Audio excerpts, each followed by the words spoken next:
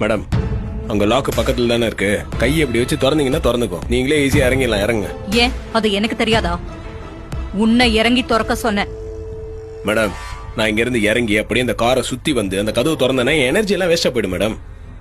சாமுண்டீஸ்வரி அம்மா சாமுண்டீஸ்வரி அம்மா அங்க பாருங்க, ஏற்கனவே அவங்க வாழ்க வாழ்கன்னு கோஷம் போட்டு அவங்க எனர்ஜி எல்லாம் வேஸ்ட் பண்ணிட்டு இருக்காங்க. இதுல ஏன் எனர்ஜியை வேஸ்ட் பண்ண சொல்றீங்க? இதுக்கு பேசாம உங்க எனர்ஜியை யூஸ் பண்ணி நீங்களா இறங்கி போயிடுங்க மேடம்.